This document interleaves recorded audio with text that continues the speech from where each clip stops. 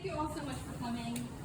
If you don't already know, we have bathrooms just up the trail there, as well as in our visitor center. Bathrooms with water fountains too, so if you find yourself needing them at any point, just feel free to excuse yourself and then join us when you're done. My name is Ada. My name is Renee. And we will be teaching you all about fall migration today. So instead of sticking out the Wisconsin winter like the rest of us have to, some birds will choose to go south in order to find better resources, better weather, or better habitat. And in Wisconsin, we are kind of perfectly placed because Wisconsin and the Midwest in general serves as a halfway point for a lot of migrating birds and critters. So we are really lucky and we get to see a lot of super cool diversity in these migrating months. So before we start our own migration journey, I would ask all of you to stand up so we can join together as a single flock. We're going to do a few movements as well as say a few words. So we're going to start with our hands up and say, Owa, Owa, Tagu, Tagu, Cyan, Cyan. We're going to get a little faster each time. Owa, Owa, Tagu, Tagu, Cyan, Cyan. Owa, Owa, Tagu, Tagu, Cyan, Cyan. Owa, Owa, Tagu, Tagu, Cyan. Owa, Tagu, Cyan. Owa, Tagu, Cyan. Owa, Tagu, Cyan. So now you're all migrating geese. Welcome to the flock, my friends. And the first step of migration is where to go. So there are a few different ways that birds get to do this. But I'd like to ask you all to close your eyes for a second. I'd like you to think back to July, late July, early August. And feel how warm it was, with the sun beating down on your skin, maybe some drops of sweat running down your temples. When you looked at the tree line, it was vibrant and lush and full of life, bright greens. The grass was lush and soft underneath your feet. And we were eating fruits and berries and watering vegetables that were nice and refreshing. And the days were long and the nights were short.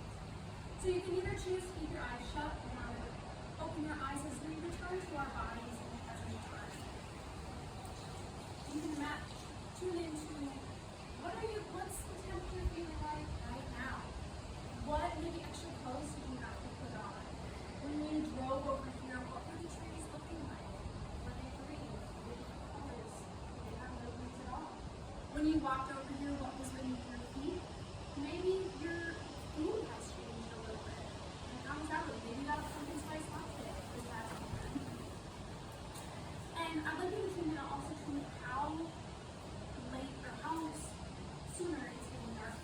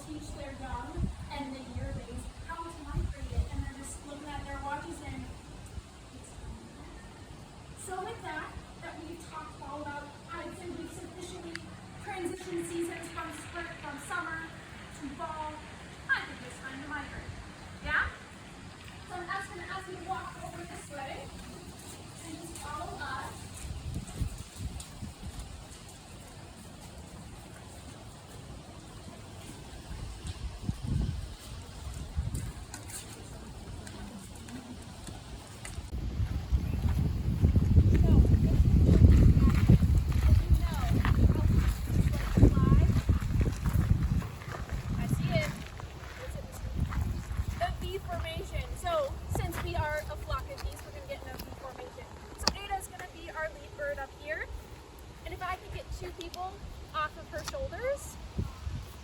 Perfect. And then 2 people, 1 off of each shoulder here, and so on and so forth. We can have a tailing end as well. Now, a V is an interesting choice, isn't it, right? Why not an R or a T? Well, there's a specific reason for it, and it has to do with wind resistance as they're flying through the air. So if you've ever stuck out your hand in a moving car, maybe when you were younger, I even do it now, and you have a nice flat palm, and even with this wind now, you can test it out if you want. If wind is coming at you, right, it's hard to push against. There's a lot of resistance there versus if you then flipped your hand and you're glad in the air as you're watching the scenery go by, it just slices right through. And that's the purpose of the V formation. As wind is coming at you, it splits off of our front bird, making it an easier journey for you guys. You can conserve energy and overall the resources. However, it is harder for that leading bird, which is why they'll switch out to the bird. So with that, I think we are ready to start our migration. Are we feeling ready? Yes! Alright, then let's take off.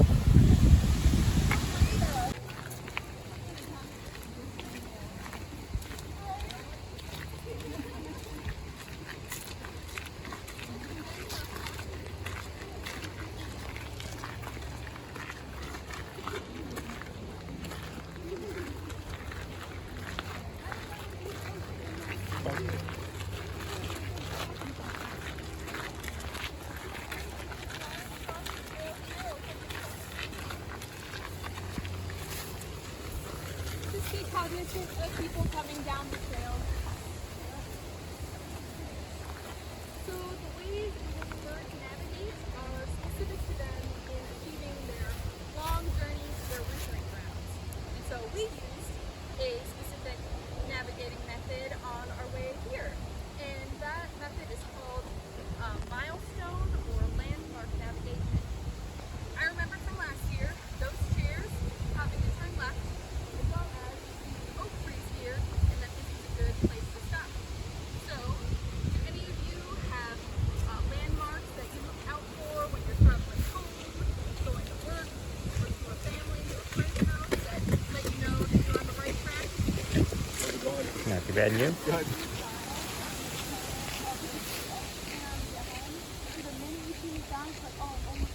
Yeah.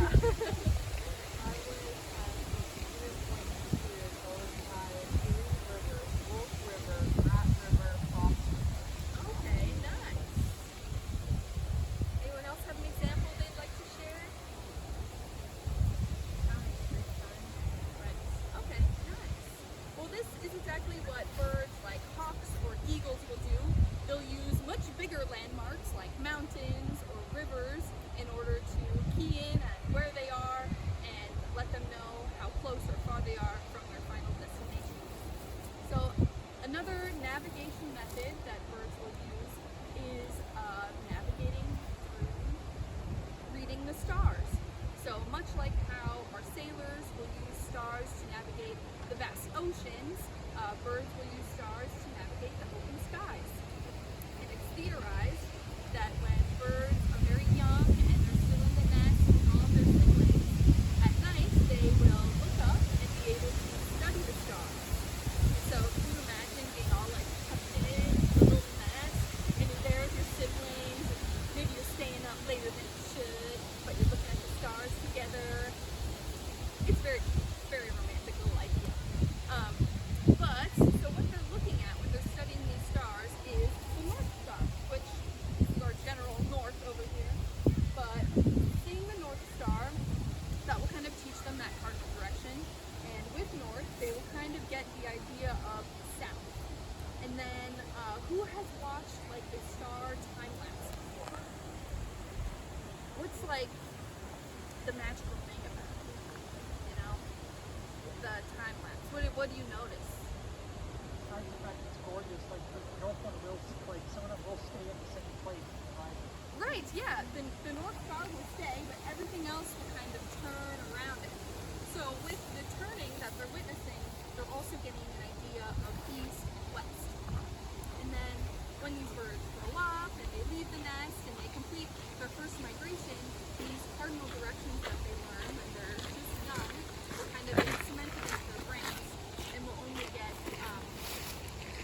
stronger and stronger each year when they complete hopefully many migrations. So who has a place that they can navigate to without any GPS? Okay, a good few. Where's that place you can navigate to? Parents' house. Where? My parents' house. Nice. Yeah. Is it super far from here, or is it like just a hop, skip, and a jump? 2 miles. Okay. Nice. Does anyone have like a longer area they can cover? I can go from here to like middle Kentucky. Oh wow. Okay. Just off the cuff. You know your way. That's awesome. Kind of in connection to the stars, some birds like the European robin, they can tap into the Earth's like actual magnetic field in order to know their north and south and where to go based on where they are. And so how they're able to accomplish this is, well, to me it's pretty crazy. They have these receptors in their eyes called radical pairs, and these radical pairs will pick up on blue light. And with the blue light, it'll refract in a special way where they can visually see the Earth's magnetic field. Which, like, we can relate as people, you know, we use landmarks to navigate, we even use stars to navigate, but at least for me, it's really hard to imagine being able to see those magnetic fields and using them. You know, like, oh, I'm going to drive a quick trip, let me tap into the magnetic field really quick and see where I need to go. It's just, to me, it blows my mind. It's very, very cool. But regardless of how birds are navigating, it's really important that we make their migration as successful as possible by protecting them in whatever way they need. This could be protecting the places that they're stopping over when they're completing their migration, these key pieces of habitat that they need to rest and recharge. This could be turning off unnecessary lights outside so that our nighttime migrating birds don't get confused while they're trying to travel. And also just kind of being aware of your windows, you know, close the blinds on your windows so birds don't accidentally fly into it and get injured. But speaking of some rest, I'm feeling tired from leading us all the way over here. I got you, Rita. I'll Thank take you the so front. much. So we can go back and forth V formation as we continue our migration. And while Ada may be feeling a little tired, I personally feel all this flying. I've burned a lot of energy doing this flying. So I know when I go on long road trips, I love to stop at a quick trip or a different gas station along the way. It doesn't have quick trips, it's a tragedy. So as we walk, I'd like you to think, discuss with each other if you'd like, or you can just keep it to yourself, of what your favorite food to eat on a long road trip. So maybe something you bring with you, or something that you pick up along the way. Let's get flying. So what was the food that we discussed? Power bar. Oh, a power bar. Protein, very important. Also, energy packed. M&M's, so sweet, that sugar. Beef jerky, again, that protein. So one commonality that you may have noticed, who I should also share mine, I really love those cheese breadsticks. So one commonality you may have noticed is that these are foods that are rich in carbohydrates, sugars, and protein as well, stuff that will sustain you through this journey. So birds have similar rest stops of sorts, but in the migration world we call these stopover sites or stopover habitats. And these are places that are abundant with food, abundant with water, that have great nesting and roosting spots for them, places that they can hide out in if there is bad or inclement weather. Because these places are so rich and they're not normally where they are year round, it can attract multiple different species as well. If it's a good habitat for stopping over, well, birds are going to be there. So these can be forests, marshes, or wetlands, as well as prairies as well. There will be some dividing between each species. They have their preferences and such, but they can come together. Birds will also stay in a stopover spot for more than just one day. I know before doing research, I was like, oh yeah, they stop maybe like 1-2 hours and they get to it. They can stay there for up to a week or so. And so the foods that they're going to be eating are going to be, as we were saying, rich in sugars and fats. So they're going to be eating seeds, fruits, and insects as well. They are essentially via migration, as winter and fall is setting in, food is becoming more and more scarce. So that's another motivating factor for migration, is to follow the food source. And so if you think that like the growing season in the lower half of the US or in Central America or South America goes a lot later into the year than it does here in central Wisconsin. So the same thing happens with birds. You'll see like robins, when they migrate, they're still looking for those worms in the ground, but our ground here gets frozen in the winter, so they have to go somewhere where they can easily dig up those worms. And so, similar to bears, birds will also bulk up for the winter. It's a process called hyperphagy, which is a big word, but if we break it down, hyper, think of like hyperactive or something, it means more, extreme. Phagy means to eat. So they're increasing their food intake, which is what bears do in the winter or in the fall as well. Wild birds are not 80 to 500 pounds like our bear friends are. They will get a little bit chubbier so they can feed off of those reserves as they're flying. So maybe they don't have to take as many stopping points and get farther. So in our stopover place, we have stopped here before because we know there is good food, water, and nesting.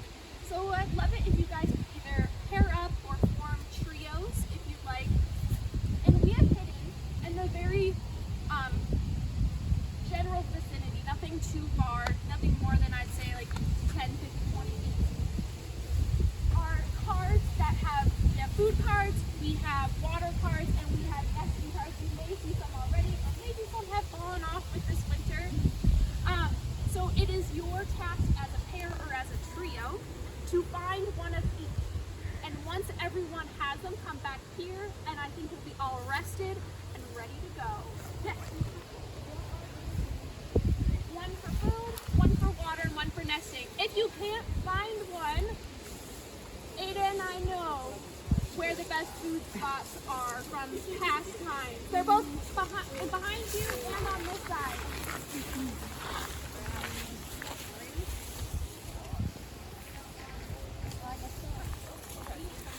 I know, yeah. Did you get it? I'm on nesting and food and water. Okay. Yeah, so we got that one. I need food. Do you guys need food? Yes. Oh, take the food. Oh, perfect. We got all of our ready. You guys ready to eat?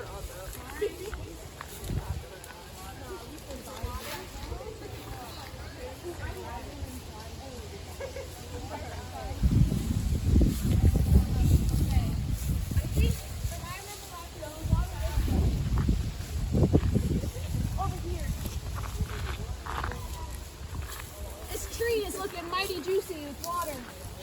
Oh, please let me sip. Perfect. Beautiful. Where's Ada? Oh, there's Ada. I'm right here. Perfect.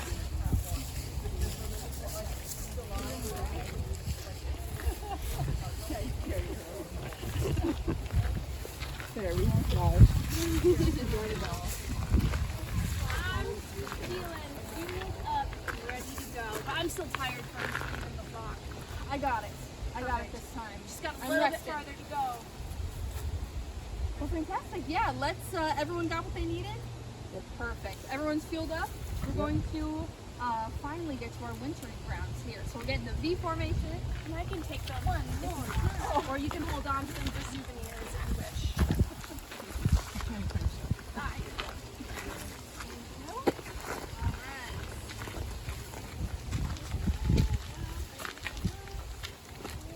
Alright.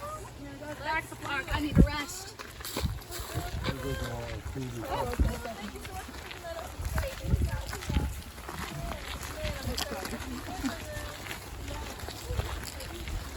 all join me one more time in our movement.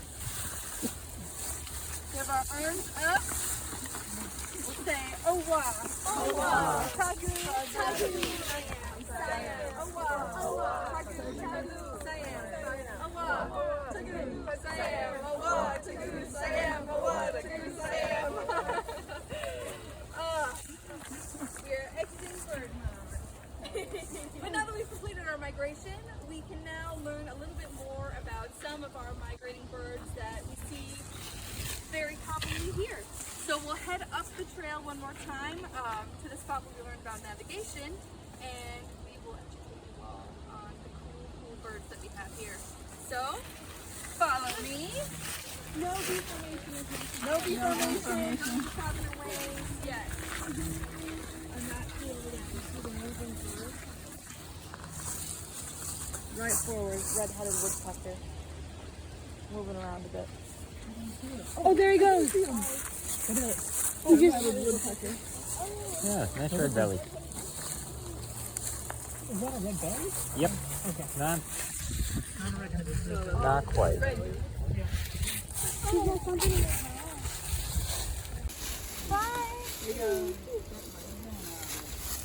I'm talking about the red belly. Doesn't the redheads have like a full-sided neck? Right, This is a hard one to see, honestly. woodpeckers. Yeah. We had a good look. Yeah. One of the two. We got to come back, so let's come back and let's look at next time. That's so fair.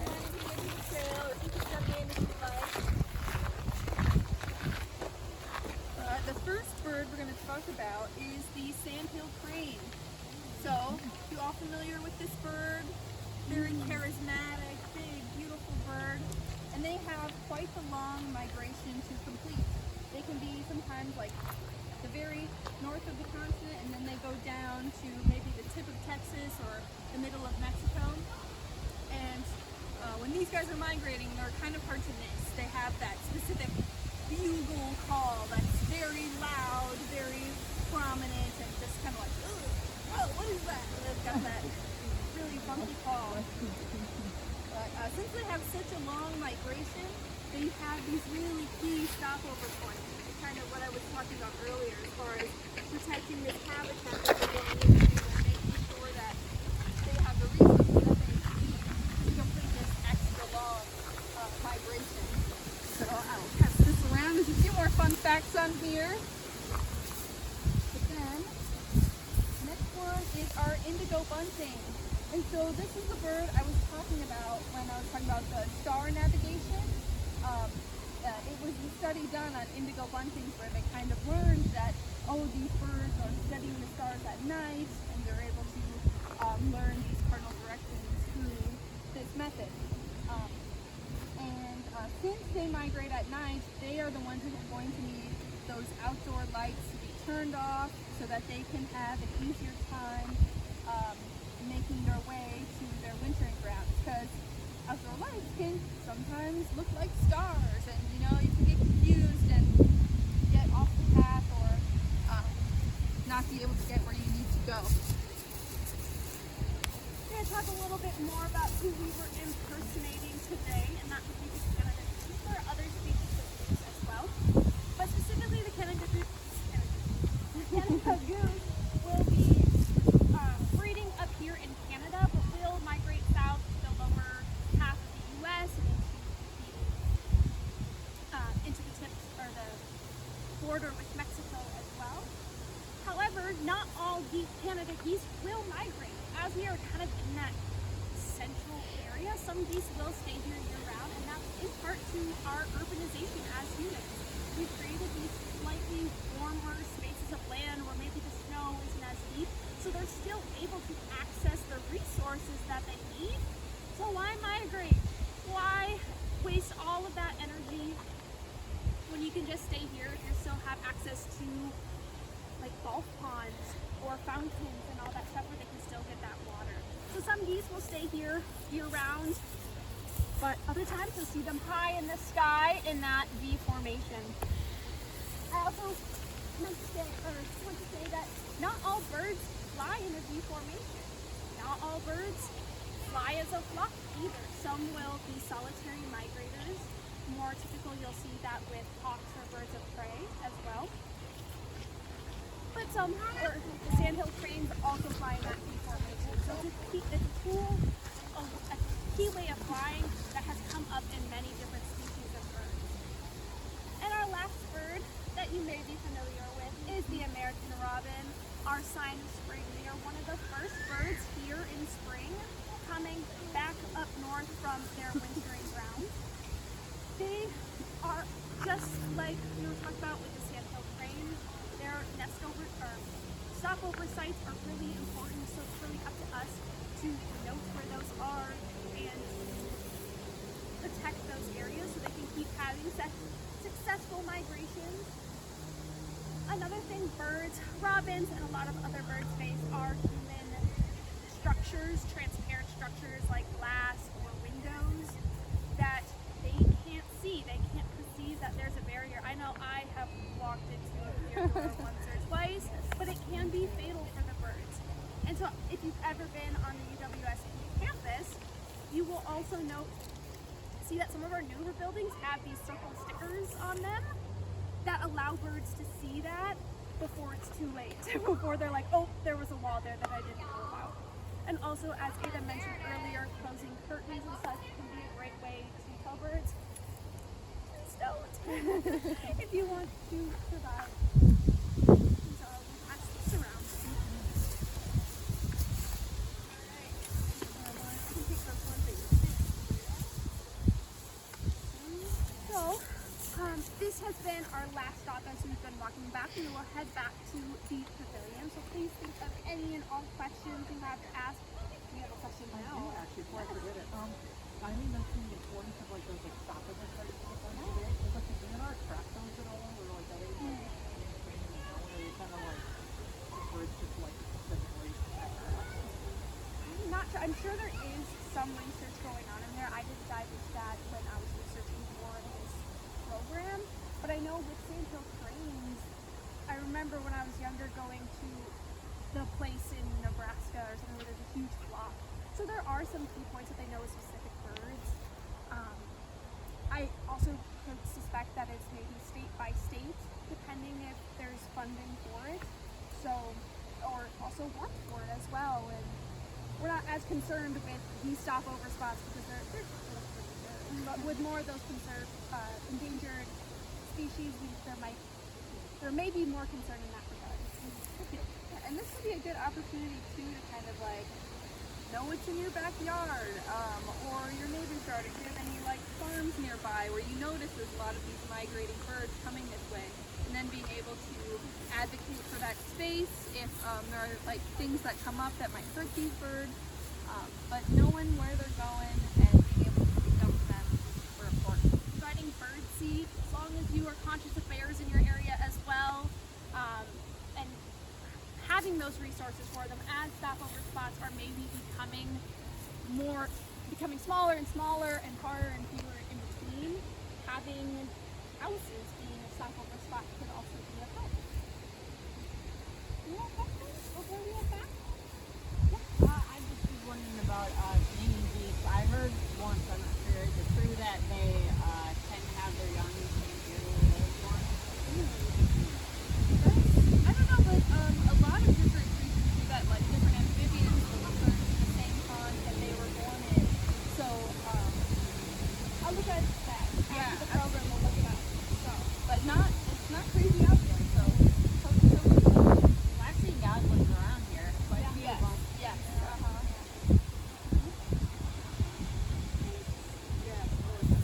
let's head. And if you come up with any other questions, Don't forget them.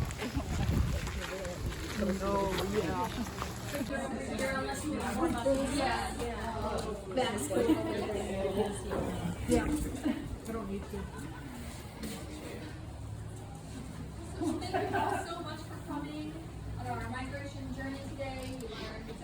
why birds may migrate, whether that's to get better resources, getting some better weather or habitat.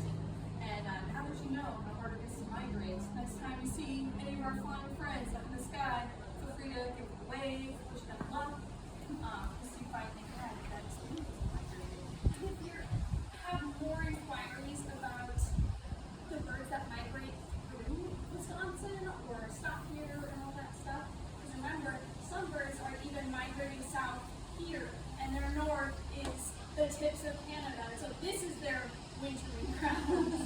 All birds go straight to Mexico. But there is a website called Birdcats that you can look up that you can put in Wisconsin specifically, or any state, or even your county as well, and it will give you the data from the night before, how many birds migrated through the area. We had about 12 million birds migrate through here last night, so it gives you all sorts of data, so if you're interested in that, that's a Birdcats. So, any last questions? Well, my little fun fact, and I was like, I feel like someone would ask this, but is the bird that travels the farthest in the world. And that would be the